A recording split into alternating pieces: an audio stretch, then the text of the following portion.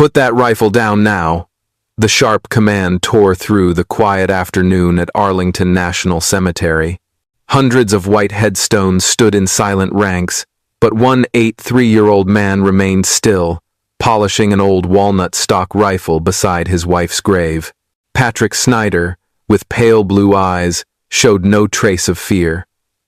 The young security guard approached, snatching Patrick's wallet and pulling out a faded silver dog tag etched with strange symbols.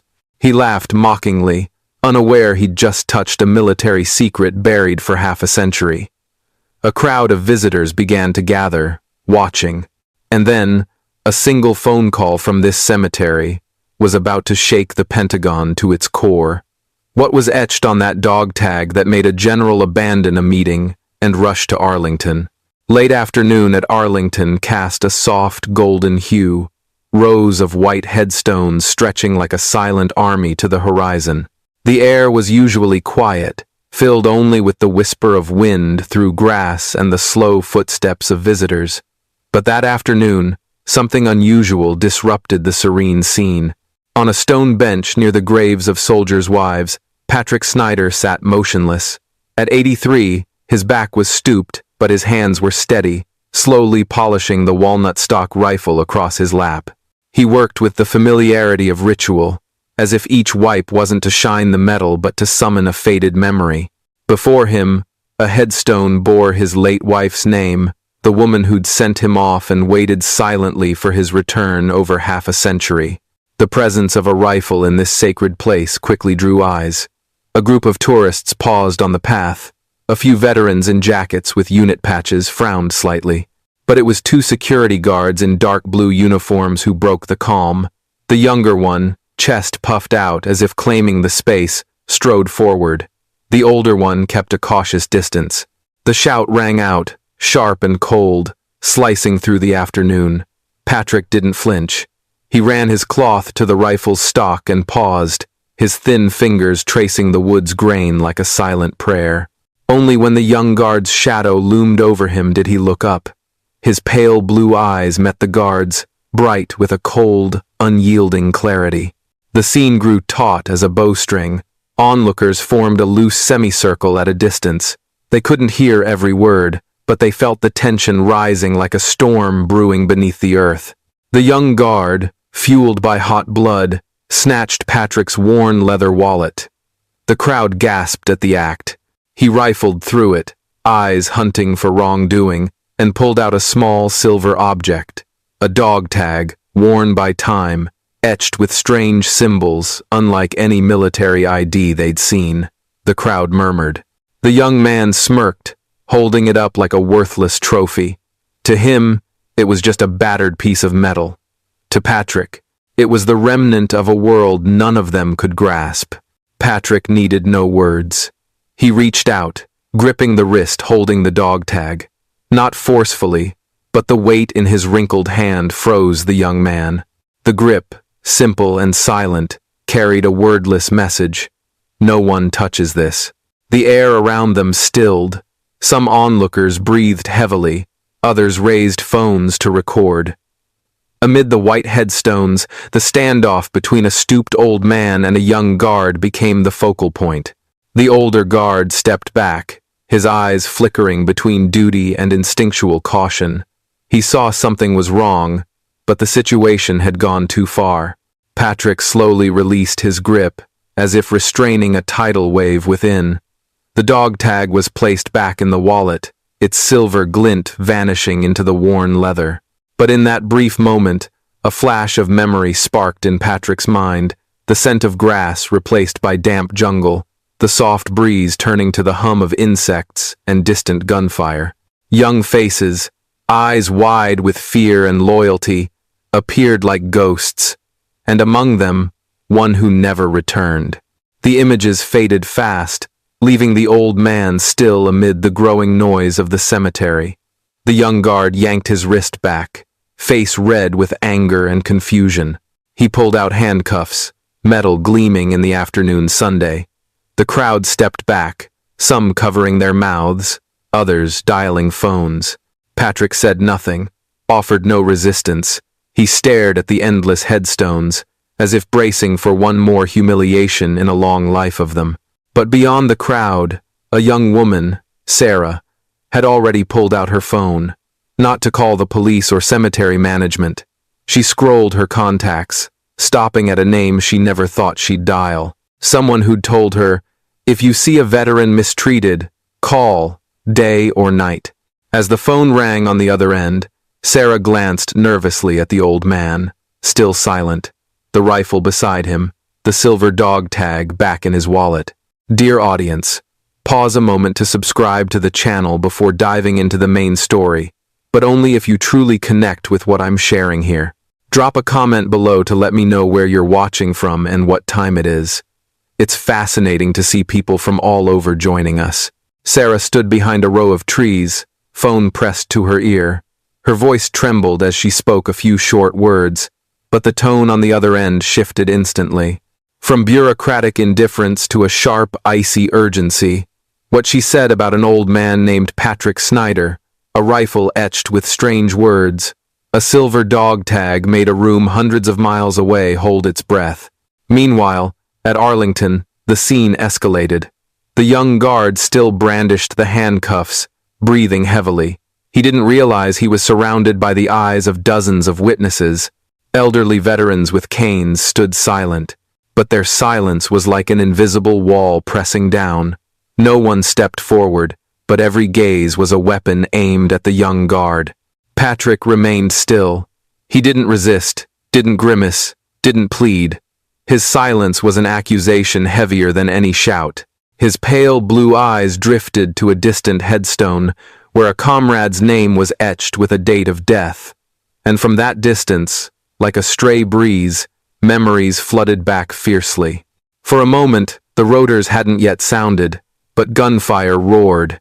He was no longer in Arlington but in a Southeast Asian rainforest, 30 years old, sweat-soaked shirt, hands gripping a rifle. Around him, insects buzzed amid the crack of bullets tearing through leaves. A young comrade, Miller, crouched in a hollow, eyes wide with panic. Patrick remembered the freckles on his nose, the trusting gaze that handed over his life to his leader. Whispers from years ago echoed, "Go, Pat, don't look back, just go." The words of a fallen man, a ghost who never returned.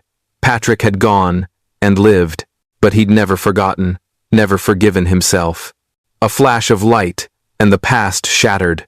Patrick blinked, the cemetery returning, but the cold chill lingered.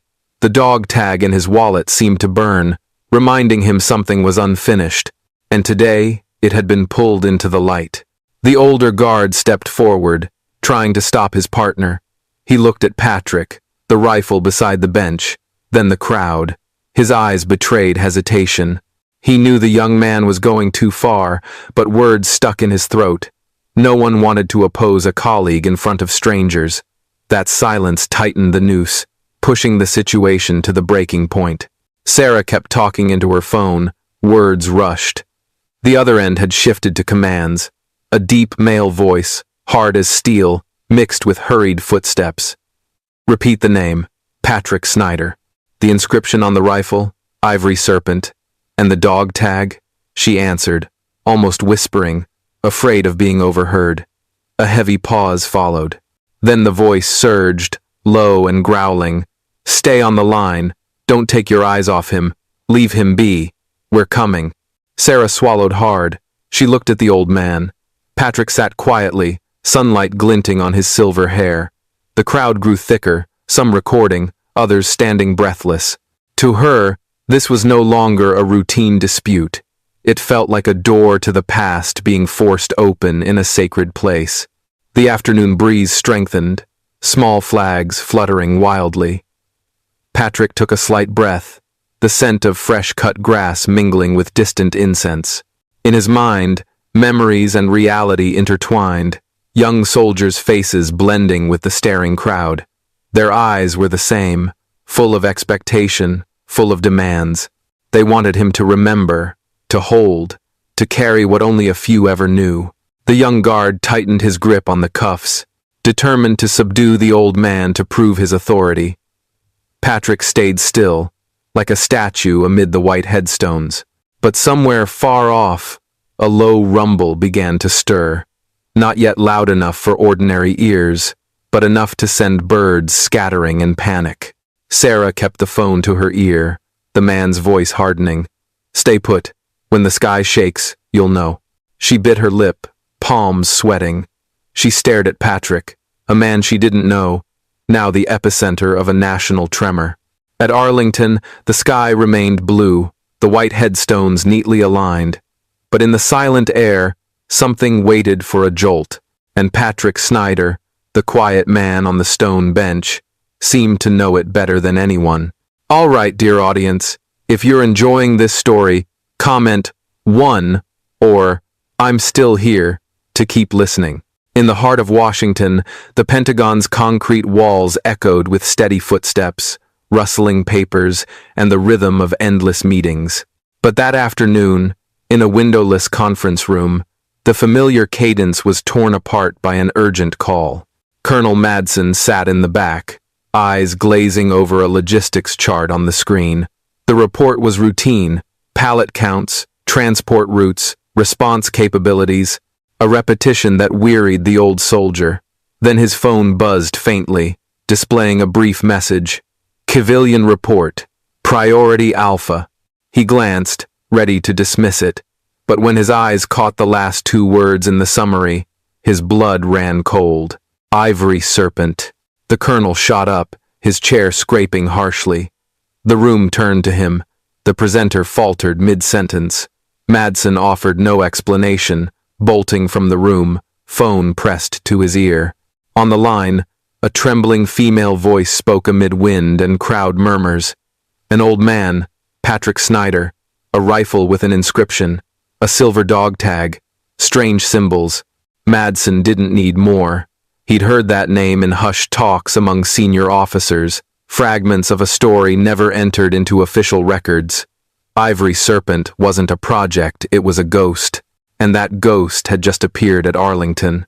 He raced down the hallway, boots pounding. Another meeting room door swung open. Inside, General Alan Pierce sat at the head of the table, his face calm as stone, listening to junior officers' reports. When the door slammed, his cold gaze locked onto Madsen. No one dared breathe or interrupt.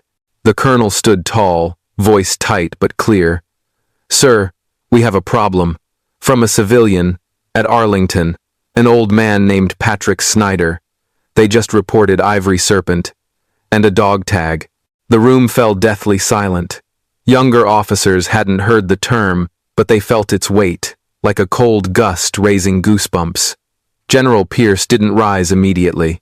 He leaned back, closing his eyes briefly.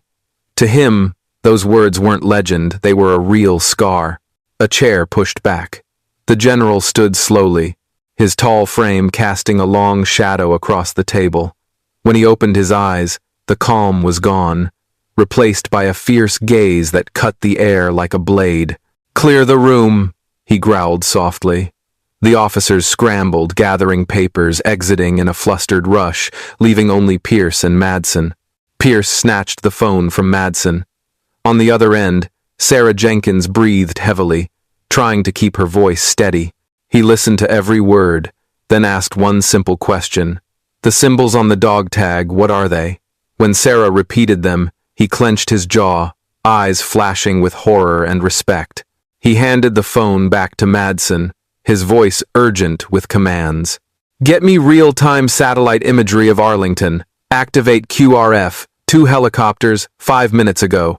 No insignia, sterile uniforms. I'm going with them."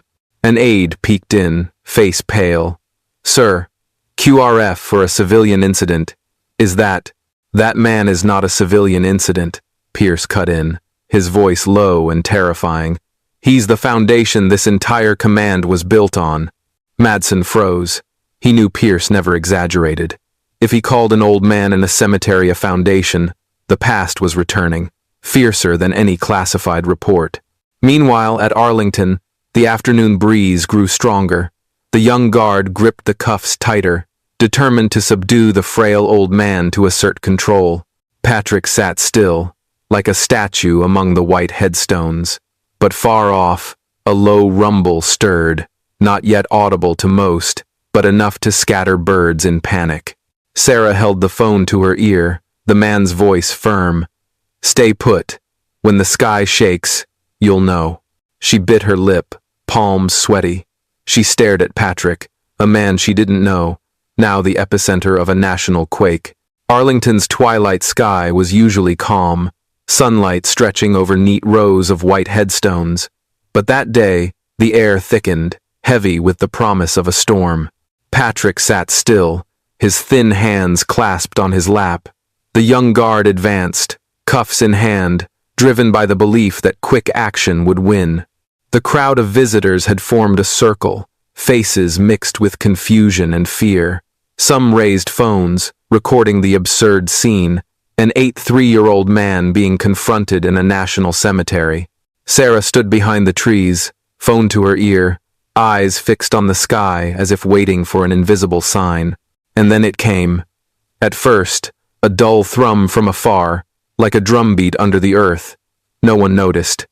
But within heartbeats, it swelled, a rolling thunder pounding chests. Birds on headstones scattered wildly. Grass flattened under the weight of an approaching gust. Mark, the young guard, looked up, startled. His eyes widened as sunlight glinted off two massive black shapes speeding in. Two unmarked helicopters, jet black, sliced the sky with unreal speed. They didn't circle or seek open landing zones. They dove straight for a grassy clearing in the cemetery. The roar of rotors shredded the solemn air, whipping up a chaotic vortex. Hats flew, papers and memorial flowers spun wildly. The crowd yelped, both terrified and pushed back by the wind. But in Patrick's eyes, the scene was hauntingly familiar. The rotor's sound, wind lashing his face, dust rising. It overlaid memories of jungle nights when helicopters swooped to retrieve the last surviving souls. The helicopters didn't land. They hovered meters above the grass, holding position with cold military precision. Side doors snapped open, thick ropes dropping. Instantly, figures slid down, fast and clean, like spears piercing the air. They hit the grass, movements crisp, no waste. Gray tactical gear, sterile of markings, made them look like ghosts materialized. Visored helmets reflected sunlight, hiding all expression, turning them into cold entities. Weapons hung low on chests, hands in ready positions. No shouts, no excess motion. The team spread out, sealing every approach. The crowd backed off, overwhelmed by their absolute precision. These soldiers didn't need to give orders. Their presence alone kept everyone at bay. Mark and Dave froze. The cuffs dangled in Mark's hand, his eyes panicked. He'd never seen such a force, and a deep instinct screamed he'd touched something beyond his understanding. Patrick didn't rise. He looked up, his gaze eerily calm. The whirlwind tousled his silver hair, tugged his coat, but he remained a rock amid the storm. Amid the rotor's clamor, he heard his own heartbeat, slow and steady, as if this scene was familiar from a lifetime ago. One helicopter eased sideways, clearing space before the bench where Patrick Saturday, a metal ladder dropped. Not ropes, but solid steps for one person alone. From the dark cabin, a tall figure emerged. He stepped down, each move deliberate, black boots pressing the grass silently. No insignia, no medals, just a plain combat uniform. But his presence tore through the space, drawing every eye. The gray soldiers parted, opening a path straight to the stone bench. The crowd held its breath. Some cameras shook, capturing the surreal scene. A national cemetery overtaken by an unmarked special forces team, and at its center, an old man sitting quietly beside an old rifle. Patrick looked up, his pale blue eyes locking onto the approaching figure. Time seemed to stop. Amid the roaring rotors and fluttering flags, only two men recognized each other.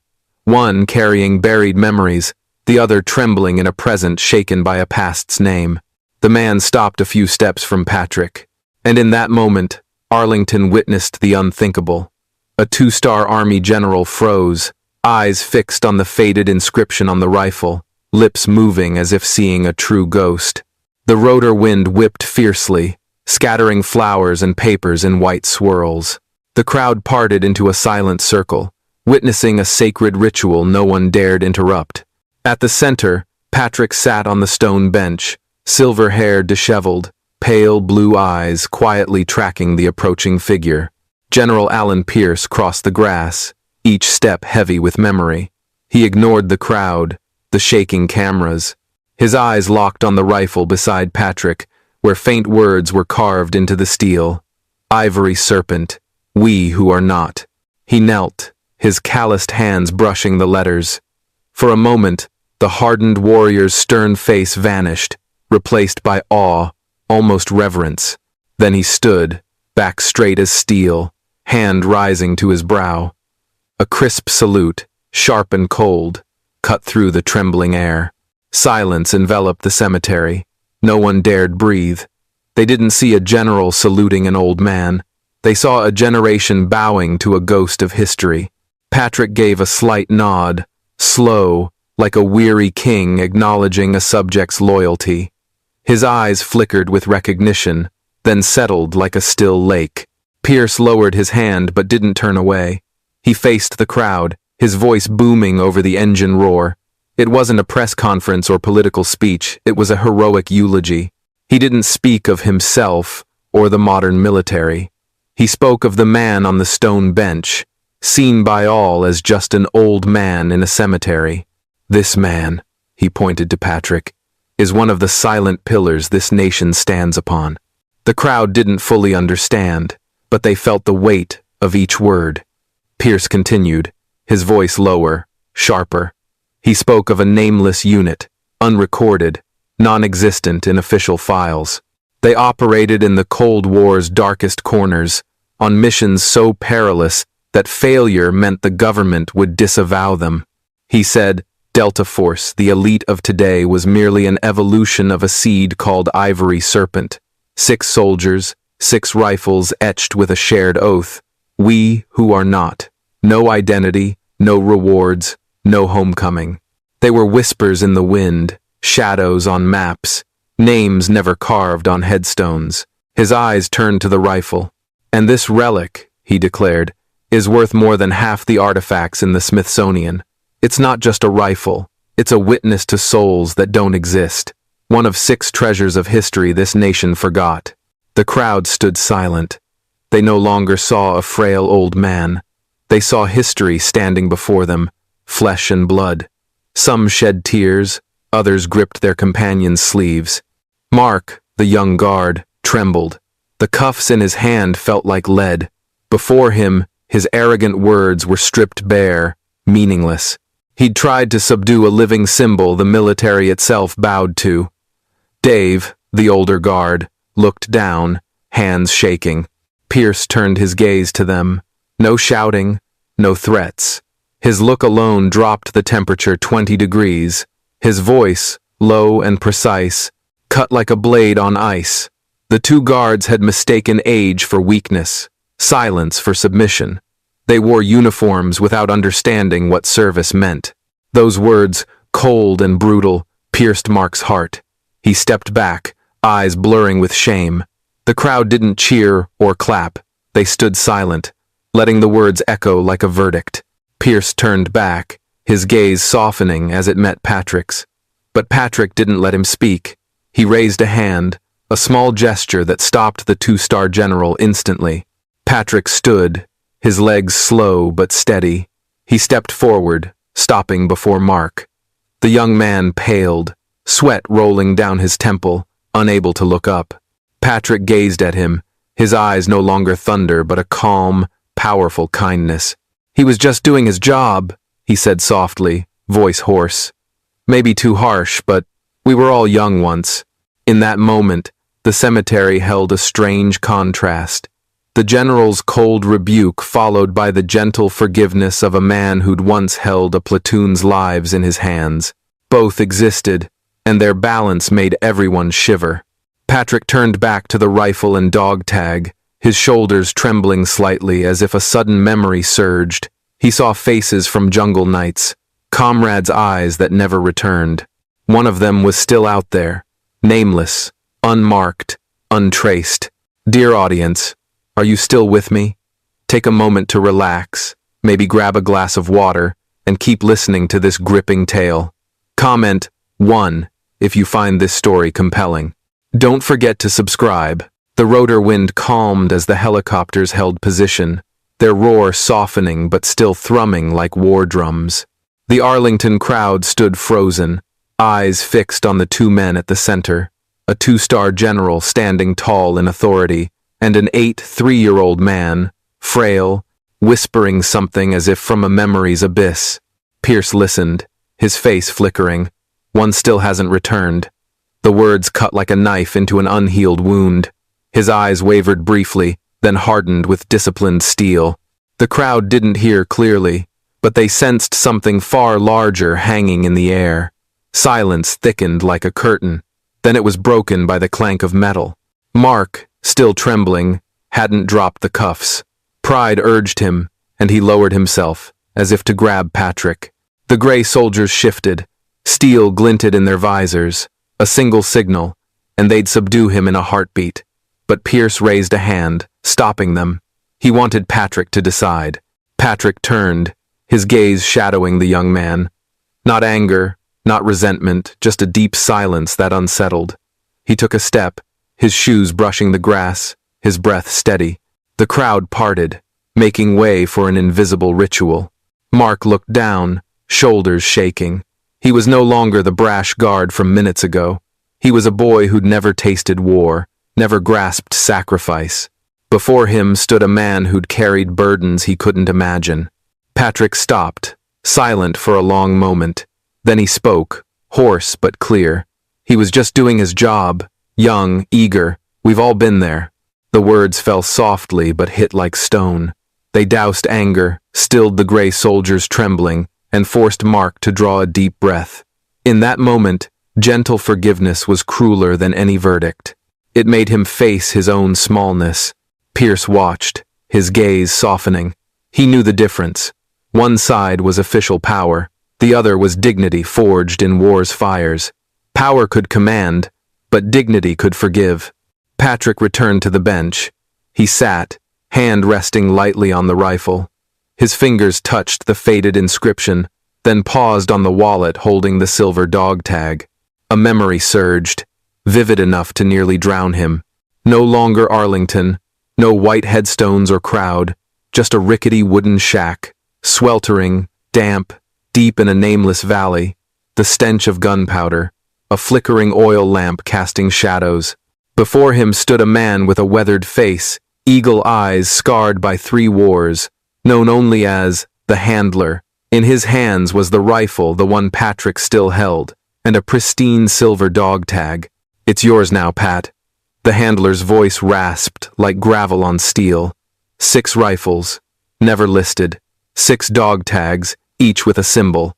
Their markers and reminders. If you fall, the country disavows you. If you're caught, we deny you. If you succeed, no one will know. He placed the dog tag in Patrick's hand, eyes blazing like molten steel. You're a ghost. Go haunt our enemies. The memory shattered. Patrick opened his eyes. Arlington returned, but his hands still trembled, as if feeling the weight of that relic again. Pierce stood watching every small movement. He didn't ask, didn't press. He knew that whisper, "One still hasn't returned," wasn't random. It was the crux. One of the 6 was still out there, alive or dead, unknown. The crowd stayed silent. Mark stepped back, the cuffs falling to the grass. Dave put a hand on his shoulder, pulling him to the outer circle. No explanation needed.